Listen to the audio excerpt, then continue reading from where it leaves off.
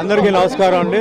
ఈరోజు తిరుపతికి ముఖ్యంగా గోవిందరాజ స్వామి టెంపుల్కి వచ్చామండి. మా ఊరు నుంచి మా బంధువులు వస్తే మా మిత్రుడు నారాయణ ఇక్కడ ఎస్వి యూనివర్సిటీ PhD ఆయన అన్ని అరేంజ్మెంట్స్ చేశారు. ముఖ్యంగా టెంపుల్ సూపరింటెండెంట్ గారికి అలాగే మొత్తం ఇక్కడ ఉన్న ఆఫీసర్స్ అందరికీ ధన్యవాదాలు. చాలా విశేషమైన ఒక రోజు, ప్లస్ ఇక్కడ చాలా అపుణ్యమైన ఒక టెంపుల్ ఇది. సో ఈ అదృష్టం కోసం ఎంతోమంది ఎంతో దూరం నుంచి వస్తున్నారు. సో కేవలం మా ఊరు నుంచి వచ్చారు. వాళ్ళందరికీ ఇక్కడ కింద టోటల్ తిరుపతిలో కింద అన్ని టెంపుల్స్ ఈరోజు తిప్పించి రేపు మార్నింగ్ దర్శనానికి వాళ్ళు పైకి వెళ్తున్నారు. సో ముఖ్యంగా టెంపుల్ వాళ్ళకి, మెయిన్ కమిటీ వాళ్ళకి అండ్ సూపరింటెండెంట్ వేరే ఆఫీసర్స్కి అలాగే పోలీస్ అధికారులు వాళ్ళందరికీ నమస్కారం అండి. అండ్ ఇంకా ఇట్లా షూటింగ్స్ ఏమో తెలుగులో ఏమో ఇప్పుడు జీసస్ క్రైస్ట్ అనే సినిమా ఒకటి షూటింగ్ జరుగుతుంది. First time Jesus Christ character నేను చేస్తున్నాను.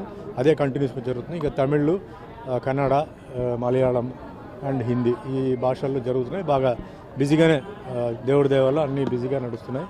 అదే మాదిరిగా మీకు అందరూ తెలుసు, మన ఎలక్షన్స్ మన జరిగింది. సో ప్రజల తీర్పు ఏదైతే ఇచ్చారో టీడీపీకి, జనసేనకి, బీజేపీకి అది మనం స్వీకరిస్తూ ముఖ్యంగా ఏంటంటే ఆంధ్ర డెవలప్మెంట్, అమరావతి క్యాపిటల్ డెవలప్మెంట్కి చంద్రబాబు నాయుడు గారు చాలా స్పీడ్గా ఆయన ప్రయత్నాలు చేస్తున్నారు. సో ముఖ్యంగా ప్రజలు సహకరించాలి. ఎందుకంటే 5 ఏళ్ళు వెనక్కి వెళ్ళిపోయాం. అంతకుముందు 5 ఏళ్ళు వేస్ట్ అయిపోయింది. ఇప్పుడు ఇంకొక 5 ఏళ్ళ తర్వాత ఏం జరుగుతుందో తెలియదు. కాబట్టి ఈ 5 ఏళ్ళు ఏంటంటే ముఖ్యంగా ఎంప్లాయీస్కి ఎంప్లాయ్మెంట్ విషయం ఇది చాలా ముఖ్యమైన విషయం. సో అది రావడానికి అంటే ఇండస్ట్రీస్ రావాలి. సో పక్క తమిళనాడు నుంచి, ఇప్పుడు ముఖ్యంగా తిరుపతి అంటే పక్కనే తమిళనాడు ఉంది.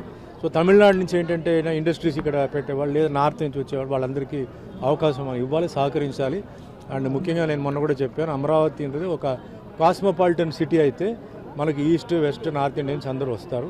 సో మెయిన్గా అందరూ బాగుండాలి, అందరూ సంతోషంగా ఉండాలి. జరిగింది మనం ఇంకా మర్చిపోయి జరగబోయే మెయిన్గా ముఖ్యంగా యువకులు పాపం చాలామంది చదివి వాళ్ళకేంటంటే వాళ్ళ ఊర్లోనే వాళ్ళకి ఉద్యోగాలు లేవు. సో వాళ్ళ ఊర్లోనే వాళ్ళకి ఉద్యోగాలు వచ్చేలాగా చంద్రబాబు నాయుడు గారు చేయాలి. అదే మాదిరిగా పవన్ కళ్యాణ్ కూడా ఆయన చాలా మంచి మెజారిటీ మీద గెలిచి ఈరోజు డిప్యూటీ సీఎంగా ఉన్నారు. సో మా సినిమా వర్గాల్లో కూడా ఎన్నో కళాకారులు, టెక్నీషియన్స్ చాలామంది ఇబ్బందులు ఉన్నారు. సో వాళ్ళకి కూడా ఏంటంటే ఏదైనా అంటే ఇక్కడ షూటింగ్స్ జరిగేలాగా అంటే స్టూడియోస్ లాంటి చిన్న చిన్న స్టూడియోస్ లాంటి కట్టిస్తే టీవీ సీరియల్స్కి, వెబ్ సిరీస్కి వాటికి పనికి వచ్చేలాగా, ప్లస్ ఈరోజు చాలా రియాలిటీ ప్రోగ్రామ్స్ జరుగుతున్నాయి. ఆ విధంగా తిరుపతిలో చేసి ఇది ఒక టెంపుల్ సిటీ కింద డిక్లేర్ చేయాలని నా కోరిక. ఎందుకంటే ఎన్నో గుడిలు ఇక్కడ ఉన్నాయి. సో ఇది ఒక టెంపుల్ సిటీగా డిక్లేర్ చేయవచ్చు. దానికి నా రిక్వెస్ట్ దీనికి. అండ్ ముఖ్యంగా ఇంకా మంచి అభివృద్ధికి జరగాలి ఆంధ్రప్రదేశ్. బాబు గారి వల్లనే ఈరోజు హైదరాబాద్ అంత బ్రహ్మాండంగా ఉందంటే అది బాబు గారి డిజైన్. సో అదే మాదిరిగా ఆంధ్ర కూడా డెవలప్ అయ్యి అందరూ బాగుండాలని నా కోరిక.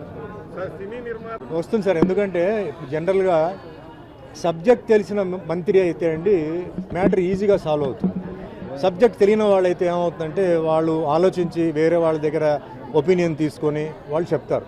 ఇప్పుడు పవన్ కళ్యాణ్ గారు ఏంటంటే సినిమా మనిషే కాబట్టి సినిమా కష్టాలు, నిర్మాత కష్టాలు, డిస్ట్రిబ్యూటర్ కష్టాలు, ఎగ్జిబిటర్ కష్టాలు అన్నీ తెలుసు. తప్పనిసరిగా ఇప్పుడు ఉన్న పరిస్థితి నుంచి బెటర్మెంట్, ముఖ్యంగా చిన్న సినిమాలు బ్రతకడానికి ఒక మార్గం ఆయన చూపిస్తారు. అదే మాదిరిగా పెద్ద సినిమాలు కూడా ఈక్వల్గా, ఎందుకంటే పెద్ద సినిమాలకి ఎక్కువ రిస్క్ ఉంది. సినిమా చాలా కోట్లు పెట్టి తీస్తారు, ఏదైనా ఫెయిల్ అయితే చాలా పెద్ద లాస్ అవుతుంది. సో అది కూడా ఉండి ముఖ్యంగా డిస్ట్రిబ్యూటర్స్ బ్రతికి ఉండేలాగా దారి చేయాలి, అది చాలా ముఖ్యం. సినీ రంగంలో ఉన్న వాళ్ళు కొంతమంది రాజకీయాల్లోకి వచ్చి ఇప్పుడు రాజకీయాలకు సార్ ఇది ఒక్కొక్కరు ఇండివిజువల్ డిసిషన్. అది ఇప్పుడు పాలిటిక్స్ అనేది ఒక డిఫరెంట్ సబ్జెక్ట్ సార్. వాళ్ళు అనుకున్నంత ఈజీ కాదు.